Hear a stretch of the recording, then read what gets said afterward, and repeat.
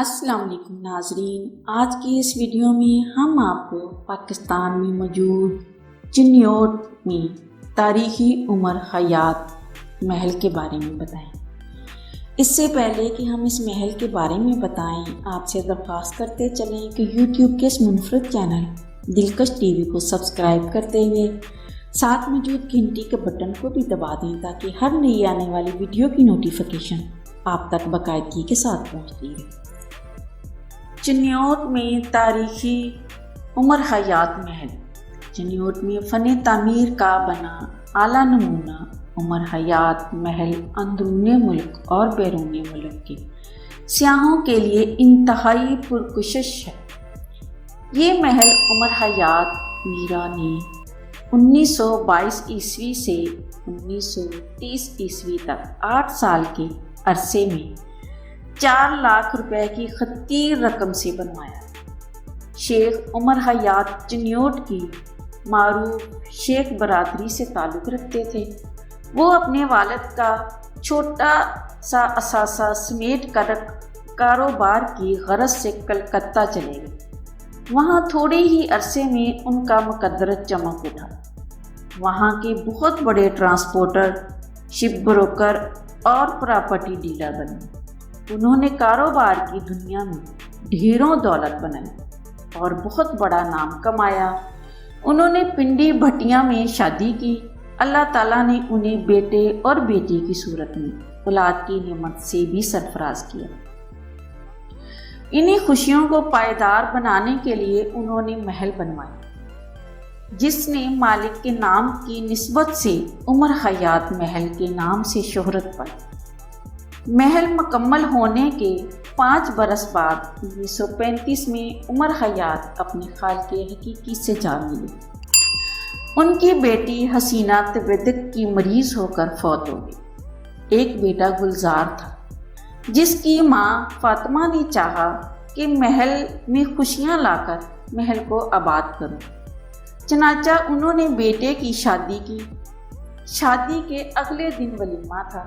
یہ بیٹا صبح محل میں بنے حمام میں نہانے گیا، جہاں پانی گرم کرنے کے نظام میں بگاڑ پیدا ہوا۔ سردیوں کے دن تھے۔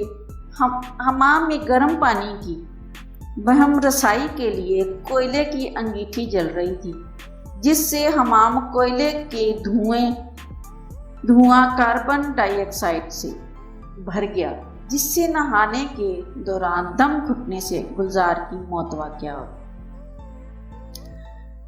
گلزار گھر کا پہلا اور آخری چراغ تھا۔ گل ہوا تو ویرانیوں نے ڈیرے جما لیے۔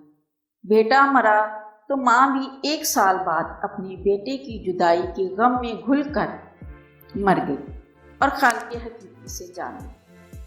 ماں نے اپنے بیٹے کو محل کے اندرونی صحن میں دفن کروایا تھا۔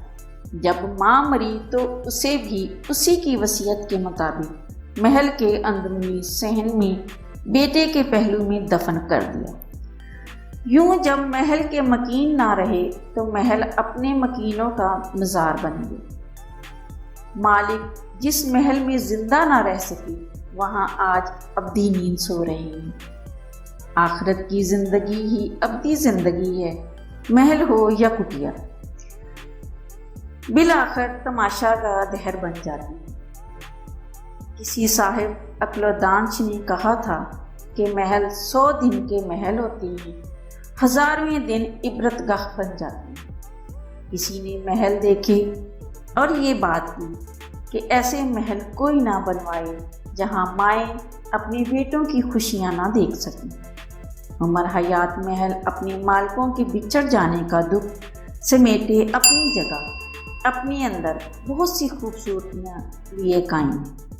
عمر حیات محل کے مالک جب چل بسے تو اس عمارت میں ایک ٹرسٹ کے زیر انتظام یتیم خانہ بنایا گیا۔